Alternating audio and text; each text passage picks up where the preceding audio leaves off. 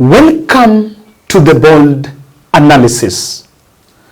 One of the most outstanding governor in this country is Irungu Kang'ata. And allow me just make some fun of this. Well, I see many governors envy what Kang'ata is doing in Murang'a, and several people ask, where does he get his money? I hope one day I'll have a sit down. I'll also visit Murang'a and just find out how exactly he's doing it.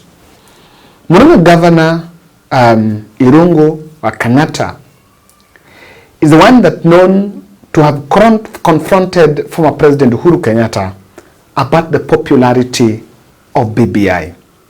Today, in an article that was published by Nation, and it's an article that we're all going to see, he's actually opening a Pandora box, a message that if someone is next to the president, should be able to forward this video to him.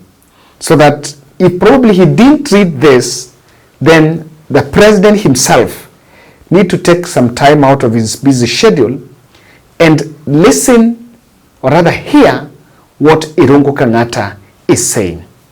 Kindly subscribe to our channel, click notification bell and like our videos. Thank you very much. We are heading to 100,000 subscribers. We are on the way. So far we have 95,400. So we need 4,600 subscribers to reach 100,000. I believe it is possible. Kindly subscribe. Subscription is absolutely free. When you share videos, you'll be able to receive notifications. Ladies and gentlemen, I need to explain this more in details. But first, I also need to give an update. I was supposed to be in Lamu, not Lamu, in Watamu, to finalize the project of Edison and Harrison, the house we were building. I had not gone because I fell ill, so I could not travel there. This week, I will be there. I think they're just finalizing so that we'll be able to give you a full report. Got me to this article. Why Argentina president is leader of the year. This is the statement from none other than Irungu Kang'ata, and I want us to get to this. I want us to get to hear this keenly because it's very critical. Irungu Kang'ata is saying, and let's just get to the bit of this article. Voters use various rationale to support their candidates, or rather their leaders. In some democracies, and particularly in Africa, sympathy is a powerful tool for vote mobilization. But when a leader is oppressed by an unpopular regime on behalf of the masses, his ratings usually skyrocket, and it rarely matters the leader's policies or economic standpoints. At times, sympathy blocks economic analysis. And in his story, he's given an example of the 1990. Matiba was a very powerful, was a demigod in Murang'a. And he's saying that that time Kenneth Matiba had been imprisoned by KANU. He came out, he was released later, and after the torture, and he was maimed. So the leaders coalesced around him. He had a controversial policies that if he becomes president, he was going to get rid of Asians who were then competing with the gamer community in terms of in the entrepreneurial space. Something that really was not very popular. It was not one of the best things, but people supported it. And that is what made Matiba is. And in judgment, the first message Ruto Kang'ata is telling the president. But the point is this. Emotional and sympathetic appeals crowded our national judgment, and Matiba supporters endorsed a very problematic campaign. Sympathetic and emotional voting patterns include voting for someone on basis of kingship, or ethnicity instead of policies or economic ideology. As the Bible says, whatever a man sows, he will also reap. There's a message he's saying there that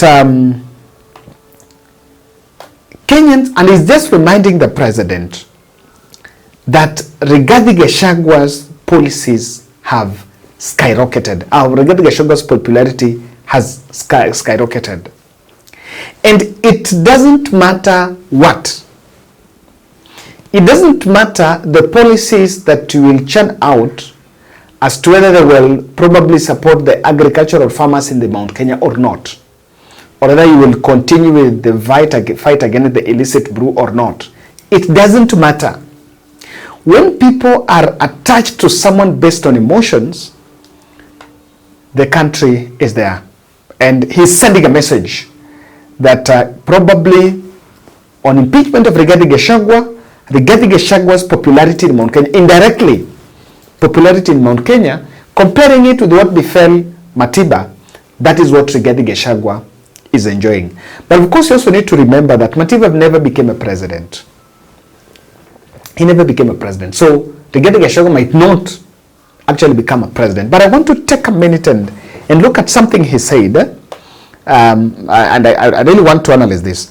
When voters saw politics of ethnicity or sympathy, they will surely reap such. You cannot plant maize and expect to reap beans. Let me take a minute and explain something just on what Rigathi have said here. In 2022, William Ruto, the UDA candidate, came to the masses with a hybrid of two. There was, on one hand, an emotional and sympathy appeal. The sympathy appeal was that I supported Uhuru Kenyatta for 10 years and he has chosen not to support me, so he has betrayed me. Then all manner of betrayals had to be done by faking stories about security withdrawn, Ruto is going after my children, and I don't know, my house in Karen has not been painted, I've been kicked out of a house in Mombasa. There were all manner of stories that were created that the president later used, that the candidate later used to whip the masses. And Mount Kenya believed those stories. That was on this end. On this other end, there was an image to be created in the mind of a voter of an economic model. So that was the economic policy, that bottom-up economic model. It was a shell of a slogan that was created, and some people saw light where there was actually darkness. Some people saw prosperity where there was none. And others saw, heaven when there was actually hell. In fact, on the emotional appeal, was also done by the religion, the way Christianity or the way the religion was brought in the politics. And let me not go beyond that. So this is what I also say. Rigathi Gachagua is going to form a new political party. So he might win the ballot in 2027 or not. I think if this country will repeat the same mistake of voting for Rigathi candidate just because of that fallout with the president, without questioning, without looking, at the same time, someone votes against or someone votes for William Ruto simply because, we want to, and we have seen that. I've seen some people from the Azimio side saying, we want to complete what Mount Kenya did. Those narratives, they sound good when people talk of them in the public barazas, in the matatus, and in those informal meetings. But it is time for the country to interrogate. Please, there is something that Nani is saying here.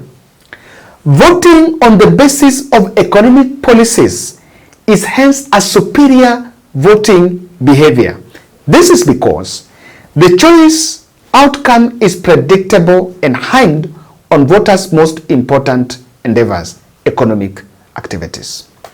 Now, the first message that Uhuru Kenyatta was giving the president was, look here, Rigathi Gachagua is here with you. and is not going to be an easy ride.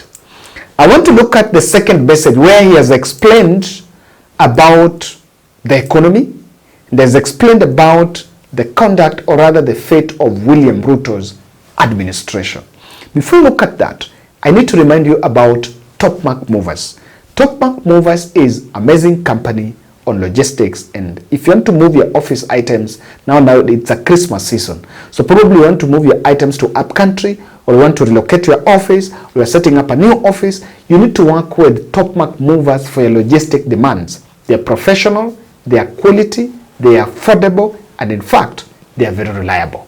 Contact Topmark Movers, and I can tell you that your logistics challenges are well addressed. 07 19 17 43 93.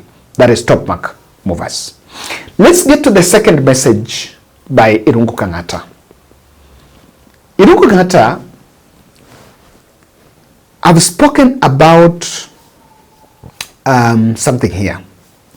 Voters generally never want to lose their, and he say, a society, now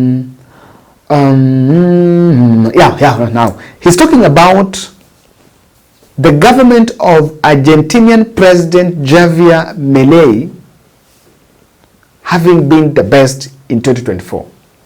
And let's look at this in the context of when voters vote on economic policies, what happens? When voters generally never want to lose their pre-existing privileges, notwithstanding that loss is necessary. Politicians, being self-interested in power and winning, rarely have the courage to tell voters the truth concerning needed collective sacrifices. Now let's look at what the Argentinian president did. And he says, 100 years ago, Argentina was one of the richest countries in the world. But in mid-1990s, they adopted a nice-sounding economic philosophy known as Peronism. Peronism was derived from, was an ideology based on President Juan Peroni, who became the president for 10 out of 14 presidential elections since that period. But the ideology of that Peronism was based on economic independence and social justice. It sounded good, but this is what happened. The ideology made Argentina reduce international trade through high taxation. Now I want to replace Peronism with what you think is William Ruto's ideology. Peronism is on what happened in Argentina in the 1890s. Now, replace that with what you believe is Ruto's ideology. If it is bottom up or something himself, he understands. But this is what he said. It brought some, in Argentina, it reduced international trade through high taxation. Like in this country, we have high taxation. And that is the effect. It can affect international trade. How? Let me explain. When our goods are highly taxed in the supply chain, they get to that market very expensive, and on that end, they lose the competitive value. When they lose the competitive value, and I want to use for an example, coffee. When our coffee supply chain is highly taxed, so that by the end it gets to the international market, irrespective of the quality, we are selling very expensive coffee from Uganda, the same thing. If it is selling cheap, they are not going to come to Kenya, they will go to Uganda. That is what it means. Now, the Peronism in Argentina is what mirrors Ruto's idea. Bloated public sector through expansion of state-owned enterprises and high salaries for public sector employees, leaving little for development. That is what exactly is happening here. These politics were good in getting the support back then, but they damaged Argentina's economy. Inflation sets in because high government expenditure makes people have more money chasing less goods. That is it. But when there is more money in circulation chasing less goods and services, few goods and services, that is what costs. That is the simplest understanding of that. If you understand that curve, that is the inflation curve. When the Argentinian government supported state-owned enterprises, chances of wasted increased. That is it. Permeate the public sector. This retarded the growth of the private sector, which cannot grow since the economy playing field is tilted in favor of inefficient public sector. So by that time, Argentinian economy collapsed. Then in 2023, now Irungu is talking about the president that came in. Milei came in power in 2023, promising the very opposite. He said he reduced government expenditure, and there was a central pillar of his plan, and he reduced the ministries from 18 to 11. He planned to cut public sector salaries and reduce taxes and government bureaucracy. He was forthright during campaigns. It was painful, but it paid off. He was right. His painful remedy is working. Inflation driven previously by wide printing of money, government overspending has dropped to its lowest point in 3 years. It can be done. I think that's what Kangata is telling the president. It can be done. You just need the goodwill. And what happened initially, he's tried to compare the two and is making it very clear. What lessons can Kenya borrow from the Argentinian president? Ours needs the courage to close up inefficient entities. Regional development authorities should be the first to go. More money spent in such entities is better rechanneled to education or healthcare or infrastructure. And governments needs to be truthful to their people, including disclosing necessary painful economic reforms, even if it hurts. The government has a very good message that I think all of us should be able to hear. And to me, this is the message he was passing to the president. Rigathi impeachment was a miscalculation. And he's telling the president that whatever you do, the people will not buy in because of emotional and sympathy appeals, just like what happened with Matiba. But again, there is a message he's sending that the public also needs to see. And this goes to Mount Kenya. Much as you want to coalesce around Rigathi Gachagua, you must be able to analyze and look at, yes, this is right. What does Rigathi stand for? In 1990, they supported Matiba because Matiba was maimed and Matiba was oppressed by Moi. But his idea of chasing Asians, in 1996, he had to retract it. It worked dangerous in Uganda and Zimbabwe and other African countries. So much as you want to support Rigathi, you must be able to question, is it the economic, what does he stand for? What does he stand to undo? I've been saying this. The masses must ask, who is getting it wrong? Whoever is coming, what does he have on table? That question has to be answered at some point. The second message is this. Ruto's economic policies might actually sink the economy. And that is why he has he has brought the comparison of the Argentina economy. Then, lastly, and this is very true, the president is not telling voters the truth. You need to be truthful to the people and own up. If this is wrong, you cannot stay on a defensive edge. Just on this note of this podcast, watch my next video because I want to give you a hint. There is something the president have been saying for the last 1 month, and that things are fine. I will disapprove naysayers and all that.